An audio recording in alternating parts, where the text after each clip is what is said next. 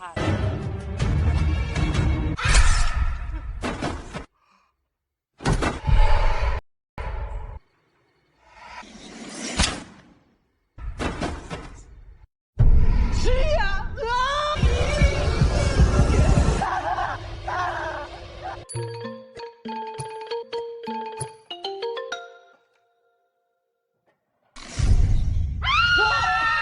ស្តីអ្នកនរគ្នាថ្ងៃនេះ admin នាំយកខ្សែភាពយន្តខ្មោចរបស់ថៃដែលទើបតែនឹងចុះបញ្ចាំងនៅក្នុងរោងកុនថ្មីយកមកធ្វើការសម្រាយជួយអ្នកទាំងអស់គ្នាទស្សនាដោយសាររឿងមួយនេះគឺនិយាយអំពីផ្ទះដែលសល់តាំងពីបុរាណមួយធ្លាប់មានរឿងរ៉ាវគិតកម្មកើតឡើងនៅក្នុងផ្ទះមួយនោះដែលធ្វើឲ្យវិញ្ញាណអ្នកដែលស្លាប់មិនព្រមទៅណាឡើយនៅវល់នៅក្នុងផ្ទះមួយនោះថែមទាំងបានធ្វើការលងបន្លាចអ្នកណាដែលហ៊ានចូលទៅក្នុងផ្ទះមួយនោះថែមទៀតទោះបីជាមានម្ចាស់ផ្ទះថ្មីចូលទៅក៏ដោយខ្មោចនោះក៏បានធ្វើការលងបន្លាចរហូតដល់ម្ចាស់ផ្ទះនោះរត់បាត់ជើងសព្រាតហើយដោយសារតែមិនដឹងត្រូវធ្វើយ៉ាងណាម្ចាស់ផ្ទះថ្មីក៏បានបង្ខំចិត្តទៅនិមន្តព្រះសង្ឃដើម្បីឲ្យជួយបណ្ដេញវិញ្ញាណខ្មោចទាំងអស់នោះចេញពីផ្ទះមួយនេះប៉ុន្តែទោះបីជាមានការបណ្ដេញយ៉ាងណាក៏ដោយមើលទៅវិញ្ញាណខ្មោចនោះក៏វាមិនព្រមចាក់ចេញពីផ្ទះមួយនេះដែរវានៅតែបន្តនៃការលងបន្លាចដដែលដូច្នេះដើម្បីកុំឲ្យខាតពេលវេលាយូរយើងចូលទទួលស្នានៃការសម្រាយសាច់រឿងរបស់មានទាំងអស់គ្នាតែម្ដងទៅផ្ដើមនៃសាច់រឿងដំបូងគឺចូលគាត់បានដើរចូលមកកាន់ផ្ទះបុរាណមួយប៉ុន្តែនៅពេលដែលគាត់កំពុងតែដើររករបស់ទីនោះទំលេងនីលកាក៏បានបន្លឺឡើងចំណែកឯសម្រែករបស់មនុស្សក៏បានស្រែកចេញពីជាន់ខាងលើមកផងដែរឬបែបនេះចូលគាត់ក៏បានឡើងទៅមើលនៅពេលនោះក៏ស្រាប់តែគាត់បែរជាបានឃើញថាតាមពិតវាគ្រាន់តែជាការយល់សប្តិរបស់ចូលតែប៉ុណ្ណោះហើយចូលគាត់គឺជា streamer ម្នាក់គាត់តែងតែ live game ខ្មោចចឹងហើយបានជាគាត់យល់សប្តិឃើញខ្មោចបែបនេះពេលនៅពេលដែលគាត់កំពុងតែ live game នឹងពេលនោះស្រាប់តែម្ដាយរបស់គាត់នឹងគឺបានដើរចូលមកហើយបានប្រាប់ឲ្យគេឆាប់ផ្លាស់ប្ដូរខោអាវភ្លាមទៅដោយសារតែថ្ងៃនេះពួកគេត្រូវតែទៅស្ដាប់នៃការប្រកាសបណ្ដាំមរតករបស់លោកតារបស់ចូលបន្ទាប់ពីគាត់ទើបតែនឹងស្លាប់ថ្មីហើយមេធាវីក៏បានធ្វើការប្រកាសម្ដងម្នាក់ដើម្បីឲ្យទទួលបណ្ដាំមរតកដែលលោកតាបានបន្សល់ឲ្យនឹងចែកទៅឲ្យពួកគេអ្នកខ្លះទទួលបានដីធំខ្លាំងមែនទែនព្រមទាំងអ្នកខ្លះទទួលបានកសិដ្ឋានឬក៏រោងចក្រដើម្បីរកស៊ីថែមទៀតបន្ទាប់មកក៏ដល់ឈ្មោះរបស់ចូលដែលត្រូវជាចាស់សំណប់ចុងក្រោយគេមេធាវីក៏បានធ្វើការអានប្រកាសបណ្ដាំមរតកនោះចូលបានព្យាយាមស្ដាប់យ៉ាងយកចិត្តទុកដាក់ប៉ុន្តែមេធាវីបានប្រកាសថាគឺអស់ត្រឹមនឹងហើយចូលបានប្រាប់ថាតើនៅខាងក្រោយទៀតដឹងពេលនោះមេធាវីក៏បានធ្វើការក្រឡាស់ក្រដាស់ឲ្យពួកគេមើលនៅខាងក្រោយនោះគឺគ្មានអ្វីនោះទេក្រៅតែពីឈ្មោះរបស់ចូលតែប៉ុណ្ណោះដូច្នេះមេធាវីក៏បានធ្វើការបោះស្រាយថាប្រហែលជាគាត់បានសរសេរឆាប់ផងក៏ត្រូវបានដាច់ខ្យល់ស្លាប់ត្រឹមតែប៉ុណ្្នឹងចឹងហើយបានជាបណ្ដាំមរតកគឺមានត្រឹមតែប៉ុណ្្នឹងឯងដូច្នេះចូលគឺគ្មានបានអ្វីទាំងអស់ក្រៅពីដាច់ទទេធ្វើឲ្យចូលនឹងខឹងជាមួយលោកតាយ៉ាងខ្លាំងប៉ុន្តែមានបងជីដូនមួយរបស់ចូលដែលទទួលបានទ្រព្យសម្បត្តិច្រើនក្រាស់កេរដែរហើយដោយសារតែគាត់អាណិតចូលគាត់ក៏បានសម្រេចចិត្តប្រគល់ផ្ទះរបស់គាត់មួយកន្លែងនៅបឋមធានីឲ្យតែកាន់ចូលក៏បានប្រញាប់អរគុណទៅកាន់បងជីដូនមួយរបស់គាត់ភ្លាមនោះគាត់ក៏បាននឹកឃើញទៅដល់រឿងមួយភ្លាមតែម្ដងពេលដែលគាត់ទៅដល់ផ្ទះវិញគាត់ក៏បានតាក់ទងទៅខាងក្រុមហ៊ុនអនឡាញមួយដើម្បីធ្វើការកម្ចីប្រាក់ចំនួន200,000 បាតបើគិតជាលុយដុល្លារនឹងប្រហែលជា$76,000នឹងឯងគឺដើម្បីយកមកអាប់ក្រេតនៅសម្ភារៈហ្គេមរបស់គាត់ដែលជាអ្វីគាត់ចង់បានជាយូរណាស់មកហើយលុះដល់សាច់ឡើងគាត់ក៏បានទៅតាក់ទងខាង agency ដើម្បីទៅលក់ផ្ទះដែលបងជីដូនមួយរបស់គាត់បានឲ្យនោះហើយនៅពេលដែល agency បានឮថាផ្ទះរបស់គាត់គឺឯខេត្តធានីនោះគាត់ក៏បាននិយាយថាផ្ទះនៅទីនោះគឺមានតម្លៃថ្លៃខ្លាំងណាស់មិនក្រោម13-14លាននោះទេធ្វើឲ្យចូលនោះគឺសប្បាយចិត្តយ៉ាងខ្លាំងដូច្នេះពួកគេក៏បានធ្វើដំណើរទៅកាន់ទីនោះប៉ុន្តែជិះអស់ផ្លូវទៅហើយនៅតែមិនទាន់ដល់ផ្ទះទៀតដូច្នេះ agency ក៏បាននិយាយថាផ្ទះនោះច្បាស់ជាគ្មានតម្លៃនោះទេផ្ទះដែលគ្មានផ្លូវចូលទៅនឹងគឺមិនអាចលក់ចេញឡើយដូច្នេះគាត់គឺមានបំណងចង់ត្រឡប់ទៅវិញប៉ុន្តែត្រូវបានចូលនឹងសំងវល់ថាបើសិនជាជួយលក់ឲ្យគាត់បានគាត់នឹងឲ្យ1/3នៃតម្លៃលក់នៅពេលដែលលើបែបនេះឃើញថាច្រើនក្រាស់ក្រែលដែរដូច្នេះគាត់ក៏សម្រេចចិត្តចុះដោយថ្មើរជើងតែម្ដងទៅបីទៅមើលដោយផ្ទាល់និងធ្វើការវិតម្លៃហើយពួកគេបានធ្វើដំណើរឆ្លងកាត់ព្រៃមួយទើបពួកគេបានធ្វើដំណើរទៅដល់ផ្ទះមួយនោះគ្រាន់តែឃើញផ្ទះនោះភ្លាមដាច់ខ្យល់បាត់អើយផ្ទះនៅក្នុងព្រៃហើយដូចផ្ទះខ្មោចទៀតមានអ្នកណាហ៊ានមកទិញនៅមានតែខ្មោចផ្ទះនេះ100%ដឹងតែមានខ្មោចនៅជាមិនខានអញ្ចឹងផ្ទះមួយនេះលក់អត់ចាញ់ទេយើងបញ្ញាប់ទៅវិញកុំឲ្យវាយប់ជ្រៅតាន់ប៉ុន្តែត្រូវបានចូលចាប់ដៃគាត់ជាប់នឹងប្រាប់ថាបើជ្រុលមកដល់ហើយគួរតែវាយតម្លៃបន្តិចទៅដូច្នេះគាត់ក៏បានធ្វើការវាយតម្លៃថា3លានទៅចោះ3លានហ្នឹងគឺគាត់មិនមែនចង់និយាយអំពីផ្ទះហ្នឹងនោះទេគឺគាត់និយាយអំពីវត្ថុបុរាណនៅក្នុងផ្ទះមួយហ្នឹងដូច្នេះពួកគេទាំងពីរនាក់ក៏បានដើរចូលទៅក្រៃលោប្រមូលបានវត្ថុបុរាណខ្លះគ្រាន់តែនឹងបានចែកគ្នារួចថ្លៃជឿនត្រឡប់ទៅវិញចំណែកឯចូលក៏បានដើរស្វែងរកវត្ថុបុរាណនៅក្នុងផ្ទះមួយនេះប៉ុន្តែនៅពេលនោះស្រាប់តែ agency នឹងបានកលេចឃើញមានមនុស្សម្នាក់កំពុងតែឈរមើលគាត់តាមបង្អួចចំណែកឯចូលក៏បានយករបស់មួយយកមកប្រគល់ឲ្យ agency ប៉ុន្តែ agency បានប្រាប់ថាងាកមើលទៅក្រោយទៅគឺឃើញហើយប៉ុន្តែនៅពេលដែលចូលងាកមើលទៅមិនឃើញអ្វីទាំងអស់នៅពេលងាកមកវិញឃើញថា agency គឺរត់បាត់ទៅហើយចំណែកឯចូលគាត់ក៏បានចេញមកខាងក្រៅព្រោះតែគាត់ក៏បានឃើញសត្វមនុស្សដូចគ្នាដែរនៅពេលនោះគាត់ក៏បានសួរថាតើលោកជាមនុស្សឬក៏ជាខ្មោចហើយចោះតើលោកអ៊ំស្គាល់ពីប្រវត្តិនៃផ្ទះមួយនេះឬក៏អត់តែនៅពេលដែលលោកអ៊ំប៉មិនទាន់បាននិយាយអ្វីផងស្រាប់តែមានភ្នែកបន្ទោលហើយចូលក្រេកមកវិញស្រាប់តែបាត់គាត់តែម្ដងធ្វើឲ្យចូលក៏ចាប់ផ្ដើមមានការសង្ស័យ ពិតលោកអ៊ំប៉មគាត់គ្រាន់តែជាអ្នកឆ្លងកង្កែបម្នាក់តែប៉ុណ្ណោះដោយសារតែមេឃភ្លៀងគាត់មិនអាចនៅជួយចូលបាននោះទេគាត់ប្រញាប់ទៅឆ្លងកង្កែបរបស់គាត់បែរមកចូលនៅវិញដោយសារតែឃើញថាមេឃភ្លៀងទៅហើយគាត់ក៏បានចូលទៅក្នុងផ្ទះនោះវិញតែម្ដងទៅដូច្នេះនៅក្នុងយប់ហ្នឹងគាត់មានតែដេកនៅក្នុងផ្ទះហ្នឹងតែប៉ុណ្ណោះលុះម៉ោង12ចូលមកដល់សំឡេងនាឡិកាក៏បានរឡើងដែលធ្វើឲ្យចូលភ្ញាក់ដឹងខ្លួនហើយចូលក៏បានដើរសំដៅទៅកាន់នាឡិកាមួយនោះចូលគាត់បានលើសំឡេងមនុស្សស្រីនៅឯជាន់ខាងលើដូច្នេះចូលក៏បានយកភ្លើងពិលទូរស័ព្ទរបស់ខ្លួនឡើងទៅមើលនៅជាន់ខាងលើនោះនៅពេលនោះចូលក៏បានឃើញថាគឺគាត់បានឃើញថាមនុស្ស3នាក់នៅក្នុងផ្ទះមួយនេះត្រូវបានស្លាប់ម្ដងម្នាក់នៅពេលដែលឃើញបែបនេះចូលជឿជាក់ថាច្បាស់ជាត្រូវខ្មោចលងគាត់ជាមិនខានដូច្នេះចូលមិនអាចនៅបានទីនោះទេគាត់ក៏បានរត់ចាក់ចេញពីផ្ទះមួយនេះបាត់ជើងសព្រាតលុះសាច់ឡើងចូលក៏បាននិមន្តព្រះសង្ឃដើម្បីមកធ្វើពិធីបណ្ដេញវិញ្ញាណខ្មោចឲ្យចេញពីផ្ទះរបស់គាត់ចូលក៏បានសួរលោកឪថាបន្ទាប់ពីពុទ្ធសមារួចហើយតើខ្មោចមិនអាចចូលមកផ្ទះមួយនេះបានទៀតមែនទេលោកឪចំណែកឯលោកឪក៏បានឆ្លើយថាចូលក៏មិនបានចេញក៏មិនបានដែរបន្ទាប់មកចូលក៏បានឲ្យលោកឪនឹងគឺប្រោះទឹកមុននឹងគឺជុំវិញផ្ទះមួយនេះឲ្យជោគព្រោះគាត់ខ្លាចថាមានខ្មោចនៅតែបន្តនៅទីនេះដោយសារតែចូលទៅបែបពេកលោកឪក៏បានប្រាប់ឲ្យចូលឆាប់អោនក្បាលមកបន្ទាប់មកលោកឪបានប្រាប់ឲ្យលោកតាប៉មអោនក្បាលដែរមកបន្ទាប់ពីពិធីត្រូវបានបញ្ចប់ព្រះសង្ឃក៏បាននិមន្តត្រឡប់ទៅវិញអស់ប៉ុន្តែចូលបានខលលោកអ៊ំប៉មឲ្យនៅកំដរគេដែរព្រោះអីគេមានស្រាផឹកប៉ុន្តែលោកអ៊ំប៉មនិយាយថាយើងមិនប្រថុយជីវិតរបស់យើងជាមួយនឹងខ្មោចដោយសារតែស្រានោះទេប៉ុន្តែនៅទីបំផុតលោកអ៊ំប៉មក៏បានស្រវឹងដេកស្ដោកជាមួយនឹងចូលតែម្ដងលុះពេលដែលមានភ្លៀងធ្លាក់មកលោកអ៊ំប៉មគាត់ក៏បានប្រញាប់ចេញទៅឆ្លោះកង្កែបឲ្យចំពេលវេលាម៉ោង12យប់ល្មមលើកនេះចូលបានយករូបព្រះឡើងទៅជាមួយដែរហើយក៏មិនបានឃើញអ្វីទាំងអស់ដូច្នេះចូលដឹងថាតាមពិតពួកខ្មោចទាំងអស់នោះក៏ចេះខ្លាចព្រះដែរបន្ទាប់មកចូលបានយកព្រះចុះមកខាងក្រោមវិញនិងធ្វើការសុទ្ធធាត់ដើម្បីឲ្យព្រះការពារគាត់នៅក្នុងផ្ទះមួយនេះប៉ុន្តែនៅពេលដែលគាត់អោនសំពះម្ដងនៅពេលដែលគាត់ងើបមកវិញគឺមានខ្មោចមួយបានបង្ហាញខ្លួនចេញមកប៉ុន្តែគាត់គ្រាន់តែមិនចាប់អារម្មណ៍តែប៉ុណ្ណោះលើកទី2គឺមានខ្មោច2នាក់ប៉ុន្តែនៅពេលដែលគាត់អោនលើកទី3ស្រាប់តែមានខ្មោចរហូតដល់ទៅ3នាក់នោះនៅខាងក្រោយខ្នងរបស់គាត់ពេលនោះគាត់ក៏ចាប់អារម្មណ៍ថាមានមនុស្សនៅពីក្រោយខ្នងគាត់លុះពេលដែលងាកទៅគាត់ភ្ញាក់ព្រឹកតែម្ដងព្រោះអីពួកគេទាំង3នាក់បានបង្ហាញខ្លួនមកចូលឆ្ងល់ថាហេតុបានជាគាត់ធ្វើពិធីបណ្ដេញពួកគេទៅហើយនៅតែពួកគេមិនព្រមចេញទៀតតែអណ្ដងបាននិយាយថាទីនេះក៏ជាផ្ទះរបស់ពួកគេដែរពួកគេរស់នៅទីនេះតាំងពីពេលដែលនាងកើតមកម្ល៉េះប៉ុន្តែចូលនៅតែប្រកែកថាផ្ទះមួយនេះគឺជាផ្ទះរបស់គាត់ដែលធ្វើពួកខ្មោចទាំងអស់នោះខឹងគាត់តែម្ដងប៉ុន្តែស្នងល្អគឺលោកអ៊ំផំបានត្រឡប់មកវិញធ្វើឲ្យចូលសប្បាយចិត្តយ៉ាងខ្លាំងប្រហែលជាលោកអ៊ំផំមកកំដរគាត់ប៉ុន្តែការពិតលោកអ៊ំប៉មគឺគាត់មកដោយសារតែគាត់ភ្លេចយកស្រាទៅតែប៉ុណ្ណោះនៅយប់នេះចូលក៏មិនហ៊ានស្នាក់នៅក្នុងផ្ទះមួយនឹងដែរគេត្រឡប់មកផ្ទះវិញនឹងធ្វើការស្រាវជ្រាវពាក់ព័ន្ធជាមួយនឹងផ្ទះមួយនឹងតែម្ដងចូលក៏បានរកឃើញព័ត៌មានដែលត្រូវបានគេចុះផ្សាយអំឡុងពេល80ឆ្នាំមុនពាក់ព័ន្ធជាមួយនឹងផ្ទះបុរាណមួយនេះបន្ទាប់មកចូលក៏បានត្រឡប់មកវិញព្រោះអីគាត់ដឹងថាគឺពួកគេមានរឿងអ្វីកើតឡើងប៉ុន្តែនៅពេលដែលគាត់មកដល់នោះគឺមិនឃើញពួកគេនោះទេដូច្នេះចូលក៏បានអោនក្បាលចុះក្រោមដើម្បីរកមើលពួកគេប៉ុន្តែក៏នៅតែមិនឃើញនៅដែរព្រោះឯពួកគេគឺនៅជិតខ្លួនគាត់នឹងឯងពេលដែលចូលត្រឡប់មកវិញចូលបានចរចាជាមួយនឹងពួកគេនិងប្រាប់អំពីព័ត៌មានដែលបានចុះផ្សាយកាលពី80ឆ្នាំមុនមាននរណាម្នាក់ដឹងថាពួកគេស្លាប់នោះទេគិតថាពួកគេទាំង3នាក់បាត់ខ្លួនទៅវិញនៅក្នុងអំឡុងពេលហ្នឹងចឹងតើបានជាពួកគេមិនអាចចាប់កំណើតបានបន្ទាប់ពីបានដឹងរឿងពួកគេទាំងពីរនាក់ក៏បានទៅសម្រាកន្លែងរបស់ពួកគេវិញចំណែកឯចូលក៏បានបង្ហាញរូបភាពទៅកាន់អាណុងដែលរូបរបស់នាងជាមួយនឹងឪពុកម្ដាយរបស់នាងអាណុងក៏បានសួរទៅកាន់ចូលថាបន្ទាប់ពីពេលនឹងមកតើសុខទុក្ខឪពុកម្ដាយរបស់នាងយ៉ាងម៉េចដែរចូលបានប្រាប់ថាឪពុកម្ដាយរបស់អាណុងព្យាយាមស្វែងរកអាណុងគ្រប់ទីកន្លែងប៉ុន្តែរកនាងមិនឃើញទាល់តែសោះ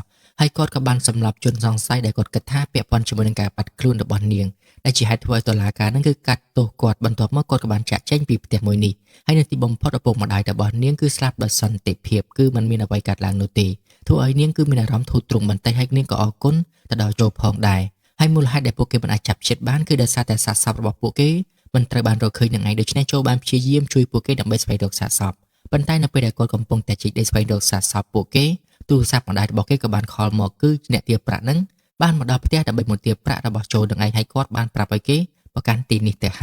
ើយដោយសារតែយប់នេះមានពិធីបុណ្យចូលក៏បានទៅចូលរួមលេងកម្សាន្តជាមួយនឹងគេពេលនោះចូលក៏បានចាប់អារម្មណ៍ជាមួយនឹងកន្លែងមួយដែលគេបង្កើតផ្ទះខ្មោចដើម្បីយកលុយឃើញបែបនេះចូលក៏បាននឹកឃើញទៅដល់ផ្ទះខ្មោចដែលគេគិតថាកន្លែងរបស់គាត់គឺដូចជាផ្ទះខ្មោចអញ្ចឹងដូច្នេះចូលក៏បានចូលទៅក្នុងផ្ទះខ្មោចដើម្បីលួចមើលសកម្មភាពទាំងអស់ព្រោះតែគាត់ក៏ចង់រកលុយពីការបង្កើតផ្ទះខ្មោចនេះដែរដោយសារតែភ័យពេកសូដាក៏បានរត់បុកចូលលុះពេលដែលចេញមកនឹងត្រូវបានគង់នឹងរករឿងចូលព្រោះអីសូដាគឺជាមនុស្សស្រីដែលគង់ស្រឡាញ់ប៉ុន្តែមិនទាន់ជាសង្សារនឹងគ្នានោះទេប៉ុន្តែសូដាបែរជាចាប់អារម្មណ៍ទៅលើចូលទៅវិញគង់បំរុងនឹងវាយចូលទៅហើយប៉ុន្តែត្រូវបានលោកអ៊ំផុំនឹងមកដល់នៅពេលដែលឃើញលោកអ៊ំផុំខ្លួនសិតតែផុកចូលក៏បានសួរថាតើមានអ្វីកើតឡើងបានជាខ្លួនរបស់លោកអ៊ំសិតតែផុកបែបនេះ គាត់បានប្រាប់ថាគឺគាត់ទៅរកโจប៉ុន្តែបែរជាត្រូវបានធ្លាក់ចូលទៅក្នុងរណ្ដៅដែលโจបានជីកទៅវិញទាំងដែលគាត់មិនដឹងថាโจជីកតាំងពីពេលណាមកនោះទេអញ្ចឹងហើយបានជាគាត់ធ្លាក់ចូលទៅក្នុងរណ្ដៅនោះបន្ទាប់មកក៏ស្រាប់តែអ្នកដែលទារប្រាក់នឹងក៏បានមកដល់ហើយពួកគេក៏មានខ្លួនសិតតែផុកដែរមូលហេតុគឺដោយសារតែគេក៏បានធ្លាក់ចូលទៅក្នុងរណ្ដៅដែលโจបានជីកដូចគ្នានៅពេលដែលពួកគេទៅទារលុយโจនៅក្នុងផ្ទះមួយនោះហើយអ្នកចងការក៏បានរៀបរាប់អំពីប្រាក់ដើមនិងប្រាក់ការទៅកាន់โจគួរតែដល់ពេលដែលโจត្រូវសងហើយចំណែកឯโจក៏មានគំនិតថ្មីមួយសូមខ្ចីលុយបន្ថែមទៀតព្រោះតែគេចង់បង្កើតផ្ទះខ្មោចមួយដើម្បីរកប្រាក់មកសងអ្នកចងការទាំងដើមទាំងការហើយនៅទីបំផុតគេក៏បានទទួលប្រាក់កម្ចីបន្ថែមនិងយកមកទិញរបស់ដើម្បីបង្កើតផ្ទះខ្មោចប៉ុន្តែគាត់ត្រូវពឹងពាក់ពួកគេទាំង3នាក់ឲ្យជួយសម្ដែងធ្វើជាខ្មោចហើយពួកគេក៏បានយល់ព្រមជួយទៅដល់គាត់ព្រោះអីចូលជំពាក់លុយគេសិនជាចូលមានប្រាក់សងអ្នកចងការទាំងអស់នោះដូច្នេះគាត់នឹងមានពេលវេលាដើម្បីជួយរកធាតុរបស់ពួកគេវិញបីឲ្យពួកគេនឹងគឺបានទៅចាប់ជាតិបន្ទាប់មកចូលក៏បានឲ្យពួកគេសាឡបងនៃការសម្ដែងមើលគួរឲ្យខ្លាចឬក៏អត់មិនត្រឹមតែមិនខ្លាចចូលបែរជាមានចិត្តហាក់ដូចជាចាប់អារម្មណ៍ទៅលើអានងទៅវិញបន្ទាប់មកចូលក៏បានប្រាប់ឲ្យពួកគេទាំង3នាក់សាកសម្ដែងរួមគ្នាលើមើលគួរឲ្យខ្លាចឬក៏អត់តែដោយសារតែម៉ោង12ចូលមកដល់ដូច្នេះពួកគេក៏បានបាត់ខ្លួនម៉ោង12គឺជាពេលវេលាដែលពួកគេត្រូវបានស្លាប់ដោយសារតែពួកចៅទៅក្នុងផ្ទះនិងសម្លាប់ពួកគេនៅវេលាម៉ោង12នឹងចឹងហើយឲ្យតែម៉ោង12រាល់យប់កម្មភាពដែលបានកាត់ឡើងនៅពេលដែលពួកគេស្លាប់វានឹងកាត់ឡើងសារជាថ្មីរាល់យប់នៅវេលាម៉ោង12នឹងឯងចំណែកចូលគាត់ក៏ចាប់ផ្ដើមរៀបចំរបស់របរដើម្បីតុបតែងផ្ទះមួយនេះប្រែក្លាយទៅជាផ្ទះខ្មោចនៅពេលដែលគាត់បានរៀបចំរួចរាល់ហើយគាត់ក៏បានទៅជួបជាមួយនឹងក្រុមរបស់នីគង់ដោយគាត់បានហៅនីគង់នឹងឲ្យទៅលេងនៅផ្ទះខ្មោចរបស់គាត់តែម្ដងប៉ុន្តែនីគង់គឺបានបដិសេធគាត់មិនចង់ទៅនោះទេផ្ទុយទៅវិញសូដាដែលចាប់អារម្មណ៍ទៅលើโจនឹងគឺសម្រេចចិត្តទៅជាមួយនឹងโจហើយនៅពេលដែលនីគង់ឃើញបែបនេះខ្លាចថាโจធ្វើអ្វីទៅលើសូដាគេក៏បានសម្រេចចិត្តទៅទាំងអស់គ្នាតែម្ដងទៅដូច្នេះពួកគេក៏បានចូលទៅលេងផ្ទះខ្មោចរបស់โจដែលโจបានបង្កើតឡើងឲ្យទាំងអស់នោះក៏ចាប់ផ្ដើមលើកបន្លាចពួកគេមានអារម្មណ៍ថាគួរឲ្យភ័យខ្លាចជាងផ្ទះខ្មោចដែលពួកគេបានលេងកាលពីលើកមុនទៅទៀតព្រោះអីមើលទៅវាហាក់ដូចជាស្ដែងខ្លាំងមែនទែនបន្ទាប់មកពួកគេក៏បានចូលមកកាន់បន្ទប់ដែលអាណុងនឹងគឺកំពុងតែរងចាំពួកគេរួចជាស្រេចអាណុងគឺនាងបានតែងខ្លួនធ្វើជាខ្មោចរបាំអាណុងក៏ចាប់ផ្ដើមធ្វើការលើកបន្លាចពួកគេ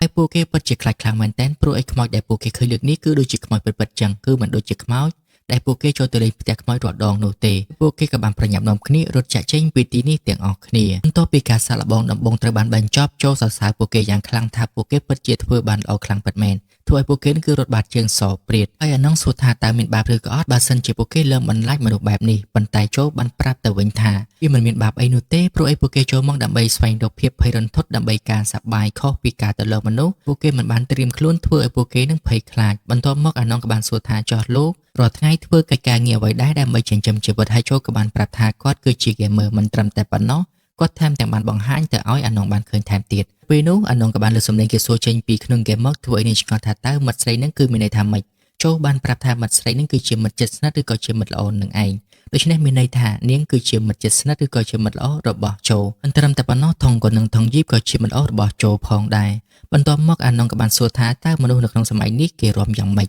ភ្លាមនោះចូលក៏បានធ្វើការបង្ហាញនៃក្បាច់រាំរបស់គាត់ឲ្យអ្នកបានឃើញតែម្ដងព្រមទាំងបានបង្រៀននាងឲ្យរាំថែមទៀតហើយពួកគេក៏បាននិយាយគ្នាលេងយ៉ាងសប្បាយរីករាយប៉ុន្តែនៅពេលនោះអាណុងក៏បានរលាយបាត់ទៅគឺដោយសារតែមេឃភ្លឺអាណុងគឺមិនអាចបង្ហាញខ្លួនបានទៀតនោះទេបន្ទាប់មកផ្ទះខ្មោចមួយនេះក៏ចាប់ផ្ដើមល្បីទៅដោយសារតែមានមនុស្សជាច្រើនចូលមកលេងនិងមានអារម្មណ៍ថាដូចជាខ្មោចពិតៗហើយពួកគេក៏បានបង្ហោះវីដេអូចូលទៅក្នុង TikTok ដែលជាហេតុធ្វើឲ្យកន្លែងមួយនេះក៏ចាប់ផ្ដើមល្បីនិងមានមនុស្សជាច្រើនចូលមកលេងជាបន្តបន្ទាប់ហើយចូលនឹងក៏បានរកប្រាក់បានច្រាមថែមទៀតផងត្រឹមតែប៉ុណ្ណោះលោកអ៊ំឆ្លុះកង្កែបគាត់ក៏អាចលក់កង្កែបអាំងរបស់គាត់បានផងដែរចំណែកឯសូដាគឺនាងជាអ្នកលក់ការ៉េមហើយរាល់អ្នកដែលចូលមកលេងនៅទីនេះពួកគេមានអារម្មណ៍ថាដូចជាខ្មោចលងពិតៗអញ្ចឹងដែលជាហេតុធ្វើឲ្យកន្លែងមួយនេះចាប់ផ្ដើមល្បីកាន់តែខ្លាំងទៅបន្ទាប់មកពួកគេក៏បានសង្កេតឃើញថាចូលដូចជាដើរនិយាយតែម្នាក់ឯងប៉ុន្តែការពិតចូលកំពុងតែនាំអានងដើរលេងនិងញ៉ាំអាហារជាមួយនឹងគ្នានៅក្នុងយប់នេះក៏ជាថ្ងៃដែលចូលត្រូវសងប្រាក់ទៅកាន់អ្នកចងការប្រាក់ផងដែរពួកគេទាំង3នាក់ក៏បានមកដល់ទីនេះដើម្បីទារប្រាក់របស់ចូលពួកគេឃើញថាអាជីវកម្មរបស់ចូលពិតជារីកចម្រើនខ្លាំងមែនទែនដូច្នេះក៏បានហៅអ្នកចងការប្រាក់ឲ្យចូលទៅសាកផ្ទះខ្មោចរបស់គាត់ប៉ុន្តែអ្នកចងការប្រាក់និយាយថាខ្មោចកាអញ្ចឹងគឺគាត់មិនចង់ចូលនោះទេផ្ទុយទៅវិញចូលបាននិយាយថាគួរតែចូលសាកទៅគាត់មិនគិតសម្បត្តិឡើយហើយគាត់នឹងរាប់លុយឲ្យនៅពេលដែលពួកគេចូលសាកចេញមកវិញគឺនឹងទទួលបានប្រាក់ល្មមហើយពួកអ្នកចងការប្រាក់ក៏បានយល់ព្រមចូលទៅសាកមើលប៉ុន្តែនៅពេលដែលចេញមកវិញគឺត្រូវមានឡានពេទ្យមកចាំទទួល បន្ទាប់មកចូលក៏បានរៀបចំប្រាក់ទាំងដើមទាំងការឲ្យតែការអ្នកចងការប្រាក់និងប្រាប់ថាសូមឲ្យសំណាងល្អហើយឲ្យតែម៉ោង12យប់សកម្មភាពនៃការស្លាប់របស់ពួកគេគឺតែងតែកើតឡើងរាល់យប់ឃើញបែបនេះធ្វើឲ្យចូលមានចិត្តអាណិតទៅលើពួកគេយ៉ាងខ្លាំងដូច្នេះចូលក៏បានបង្កើនការស្វែងរកសាកសពរបស់ពួកគេដើម្បីឲ្យពួកគេគឺអាចទៅចាប់ជាតិកុំឲ្យវិញ្ញាណរបស់ពួកគេទួលរងនៅទុក្ខលំបាកបែបនេះបន្តទៅទៀតដោយសារតែគាត់បែកញើសពេកគាត់ក៏បានដោះអាវបញ្ចេញសាច់ដុំសូម្បីតែខ្មោចឃើញនឹងក៏លាបទឹកមាត់ដែរនៅពេលដែលបានឃើញសាច់ដុំរបស់ចូលធំអញ្ចឹងអានងក៏បានចុះមកខាងក្រោមដើម្បីអង្គុយមើលចូលឲ្យបានចិត្តបែបនេះចូលក៏បានប្រញាប់ពាក់អាវវិញដែលធ្វើឲ្យអានងនឹងគឺមានការខកចិត្តខ្លាំងមែនទែនខំមកមើលសាច់ដុំឲ្យបានចិត្តតែចូលបែរជាពាក់អាវបាត់ទៅវិញលុះដល់ថ្ងៃសាច់ឡើងចូលគឺបានបិទកន្លែងរបស់គាត់មួយថ្ងៃដើម្បីសម្រាកផឹកស៊ីជាមួយនឹងពួកគេដោយចូលបានធ្វើការទិកសលឲ្យពួកគេដើម្បីឲ្យពួកគេគឺអាចផឹកស្រាជាមួយនឹងគាត់បានតែស្រាប់តែក្រុមរបស់នាយគង់មិនដឹងថាផឹកស្រវឹងមកពីណាបែរជាចូលមកទីនេះនៅពេលដែលឃើញពួកគេជុំគ្នាអញ្ចឹងបានអង្គុយផឹកទាំងអស់គ្នាតែម្ដងទៅឱកាសមួយនេះក្រុមរបស់នាយគង់ក៏បានឲ្យពួកគេសាកសម្ដែងឲ្យមើលព្រោះឲ្យចង់ដឹងថាតើពួកគេមានល្បិចអ្វីបានជាសម្ដែងមើលទៅប្រៀបដូចជាខ្មោចពិតៗបែបនេះនៅពេលដែលកំពុងតែសម្ដែងនឹងស្រាប់តែថងងន់គាត់បានក្រដាស់តែធ្វើក្បាលរបស់គាត់ត្រូវបានជ្រុះពីលើខ្លួនគ្រាន់តែឃើញបែបនេះភ្លាមពួកគេក៏ចាប់ផ្ដើមមានការភ្ញាក់ផ្អើលតែម្ដងប៉ុន្តែផ្ទុយទៅវិញពួកគេបែរជាសរសើរថាពិតជាសម្ដែងបានល្អពិតមែនមិនត្រឹមតែប៉ុណ្ណោះពួកគេថែមទាំងបាននាំគ្នាទះដៃអបអរសាទរនៃការសម្ដែងថែមទៀតចូលបានប្រាប់ឲ្យពួកគេបញ្ញាប់ចូលក្នុងវិញដោយសារតែខ្លាចបាយការចំណែកឯពួកគេនៅវិញបាននាំគ្នារាំលេងយ៉ាងសប្បាយហើយធ្វើឲ្យអាណងជាមួយនឹងគង់នឹងគឺមានការប្រច័ណ្ឌនៅពេលដែលឃើញថាចូលរាំលេងជាមួយនឹងសូដាឃើញបែបនេះសូដានាងក៏បានដើរទៅរាំលេងជាមួយនឹងគង់វិញហើយនៅពេលដែលពួកគេកំពុងតែរាំហ្នឹងតែលោកអ៊ំពុំមកដល់វាយក្បាលរបស់គង់តែម្ដងព្រោះអីគង់មិនទាន់ជួយធ្វើការងាររបស់គាត់រាល់ផងបែរជាមកលួចដើរលេងផឹកស៊ីនៅកន្លែងនេះទៅវិញហើយនៅពេលដែលចូលឃើញថាមុខរបស់អាណងដូចជាមិនសូវរីកគាត់ក៏បានឲ្យអាណងនឹងគឺជួយបង្រៀនគាត់រាំព្រោះឲ្យអាណងកាលពេលដែលនាងមិនទាន់ស្លាប់នឹងគឺនាងជាគ្រូបង្រៀនរាំនឹងឯងប៉ុន្តែពួកគេទាំងពីរនាក់គឺមិនអាចប៉ះពាល់ខ្លួនប្រាណគ្នាបាននោះទេលុះដល់ស្អែកឡើងចូលគាត់បានរៀបចំធ្វើការតុបតែងផ្ទះមួយនេះកែប្រែវាឲ្យដូចជាផ្ទះកាលពីសម័យដើមវិញនៅពេលដែលឃើញចូលរៀបចំតុបតែងបែបនេះអាណងសប្បាយចិត្តយ៉ាងខ្លាំងហើយនាងក៏បានអរគុណទៅដល់ចូលដែលបានជួយរៀបចំធ្វើឲ្យនាងនឹកឃើញទៅដល់អនុស្សាវរីយ៍ចាស់វិញចូលគាត់ក៏បានថតរូបដើម្បីដាក់ចូលទៅក្នុង IG របស់គាត់ពេលនោះអាណងឆ្ងល់ក៏បានសួរហើយចូលក៏បានប្រាប់ថានេះគឺគេហៅថា IG យើងថតរូបរបស់យើងទុកក្នុង IG នោះហើយគាត់ក៏បានបង្កើត account IG មួយសម្រាប់អាណងដោយបានដាក់ឈ្មោះរបស់នាងតែម្ដងហើយពួកគេទាំងពីរនាក់ថតជាមួយនឹងគ្នាប៉ុន្តែមិនឃើញរូបរបស់អាណងនោះទេធ្វើឲ្យអាណងរៀងអន់ចិត្តបន្តិចដែរប៉ុន្តែចូលប្រាប់ថាមិនអីនោះទេទោះបីជាមើលមិនឃើញប៉ុន្តែក្នុងចិត្តរបស់គាត់គឺនាងស្ថិតនៅក្នុងរូបនឹងឯងហើយនៅពេលដែលចូលគាត់ត្រឡប់មកផ្ទះវិញគាត់បានផុសរូបមួយនឹងបន្ទាប់មកគាត់ក៏បានសរសេរ caption ពាក់ព័ន្ធជាមួយនឹងការស្រឡាញ់ខ្មោចពេលនោះស្រាប់តែមានអ្នក comment ប្រាប់ថាការស្រឡាញ់ជាមួយនឹងខ្មោចមិនល្អនោះទេពិតភ័ក្ររបស់គេម្នាក់មួយខែមុនត្រូវបានស្លាប់ដោយសារតែខ្មោចយកជីវិតរបស់គេទៅនៅជាមួយនៅពេលដែលចូលគាត់ត្រឡប់មកវិញបែរជាមិនបានឃើញអ្នកណាទាំងអស់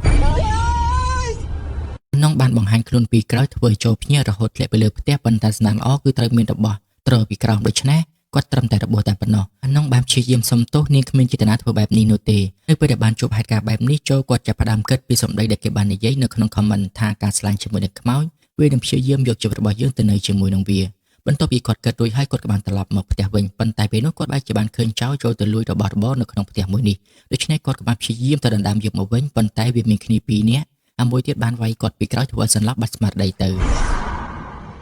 ពេលនោះអាណងក៏បានចូលទៅខ្លួនរបស់ចូលហើយក៏បានចាត់ការទៅលើពួកចៅទាំងពីរនាក់ហ្នឹងប៉ុន្តែអាណងបាននឹកឃើញទៅដល់ពេលដែលនាងស្លាប់គឺត្រូវបានគេច្បាច់កអញ្ចឹងដែរដូច្នេះនាងក៏បានដោះលែងពួកចៅទាំងពីរនាក់នោះវិញបន្ទាប់មកនាងក៏បានចាក់ចេញពីខ្លួនប្រាណរបស់ចូលលុះដល់ពេលចូលភ្ញាក់ដឹងខ្លួនឡើងក៏បានឃើញថាក្បាលរបស់គាត់គឺសត្វតែឈាមគាត់បានសួរនាងថាតើមានអ្វីកើតឡើងហើយអាណងក៏បានប្រាប់ថាគឺមានចៅចូលទៅក្នុងផ្ទះហើយនាងចូលទៅក្នុងខ្លួនរបស់ចូលដើម្បីបណ្ដេញចោលទាំងអស់នោះហេតុការណ៍ទាំងអស់ហ្នឹងសបញ្ជាក់ឲ្យឃើញថាអាណងគ្មានចិត្តចង់យកជីវិតរបស់ចូលនោះទេតែនៅពេលនោះព្រលឹងរបស់នាងក៏ត្រូវបានរលាយដោយសារតែមេឃនេះគឺវាចាប់ផ្ដើមភ្លឺលុះដល់យប់ស្អែកនៅពេលដែលពួកគេទាំងពីរនាក់កំពុងតែអង្គុយនិយាយគ្នាលេងពេលនោះស្រាប់តែមានទូរស័ព្ទបានខលចូលមកគឺមិត្តភក្តិស្រីរបស់ចូលនឹងគឺខលបបួលចូលទៅឆ្លងឆ្នាំជាមួយនឹងគ្នាព្រោះឲ្យថ្ងៃស្អែកហ្នឹងគឺជាថ្ងៃត្រូវឆ្លងឆ្នាំពេលនោះចូលក៏បាននឹកឃើញនឹងបបួលអាណងដែលលេងឆ្លងឆ្នាំជាមួយនឹងគ្នាហើយនាងក៏បានយល់ព្រមដូច្នេះចូលក៏ចាប់ផ្ដើមរៀបចំផែនការដើម្បីធ្វើឲ្យពួកគេនឹងអាចដើរលេងជាមួយនឹងគ្នាបានដោយចូលបានហៅគង់មកផ្ទះរបស់គាត់បន្ទាប់មកបបួលគង់ផឹកស្រាដែលគាត់បានដាក់ថ្នាំគង្រួយគេងនៅក្នុងកែវស្រារបស់គង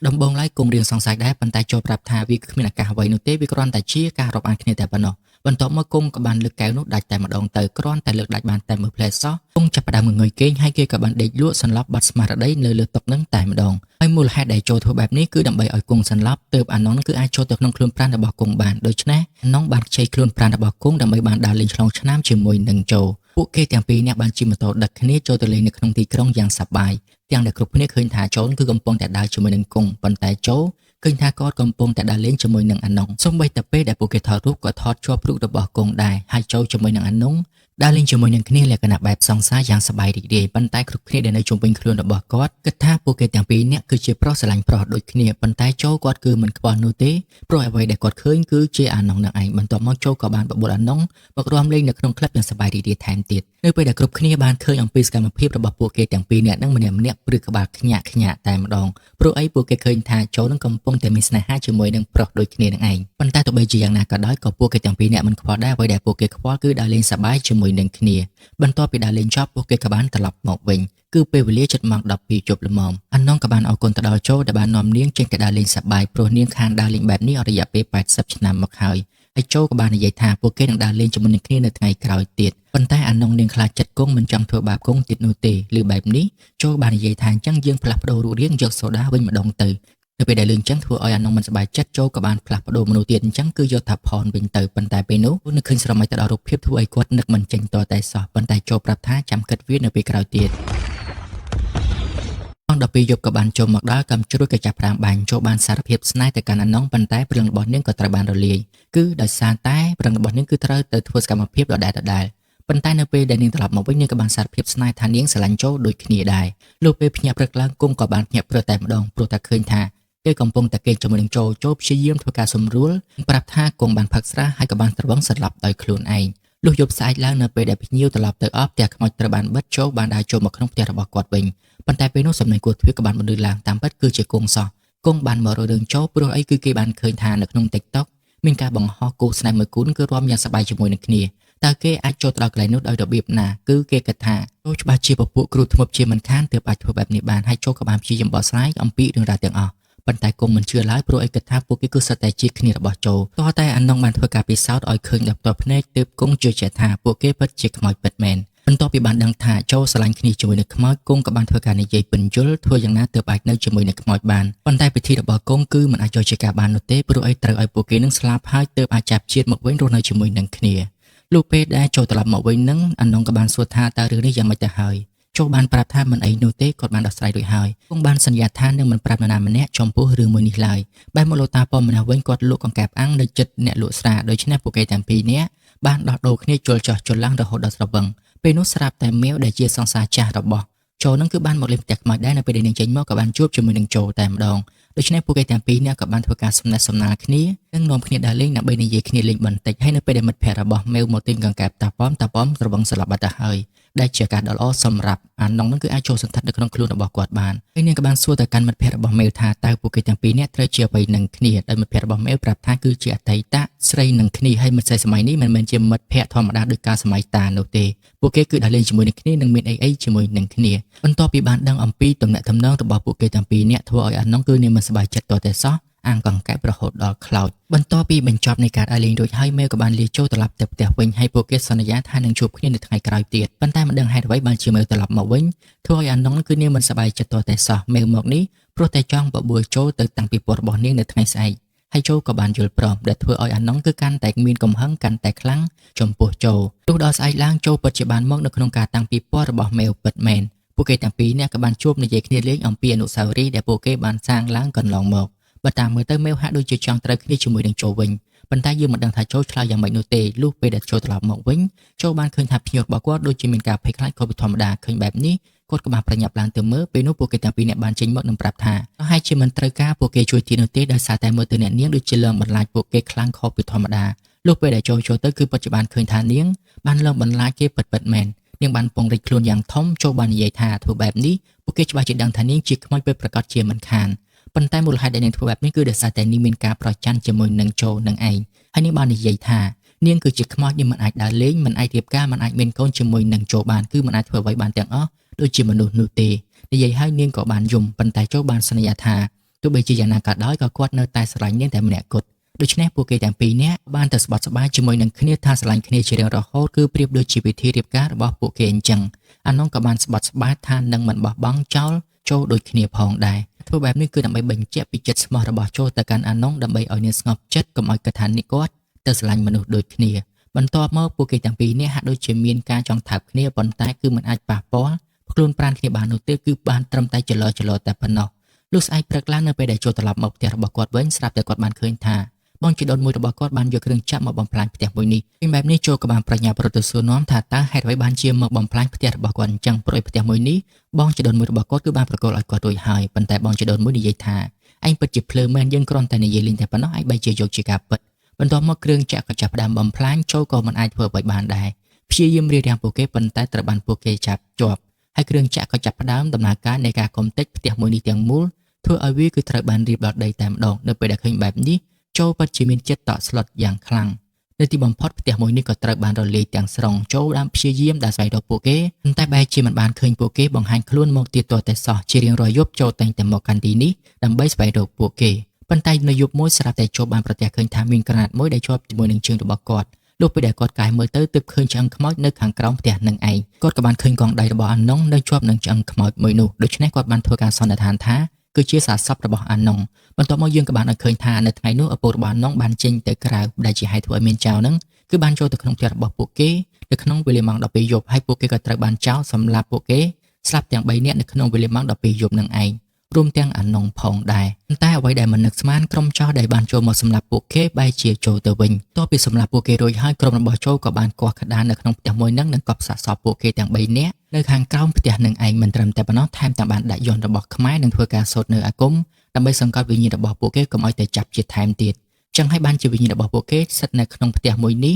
មិនព្រមទៅណាទាល់តែសោះទៅទីបំផុតពួកគេក៏បានដឹងអំពីរឿងរ៉ាវទាំងអស់ចំណែកឯចូលគាត់បានសុំទោសទៅកាន់អាណុងដែលគាត់ធ្វើបែបនេះគាត់ក៏មិនដឹងថាមូលហេតុអ្វីបានជាគាត់ធ្វើបែបនេះដែរប៉ុន្តែអាណុងគឺមិនប្រកាន់ទោសជាមួយនឹងចូលនោះទេ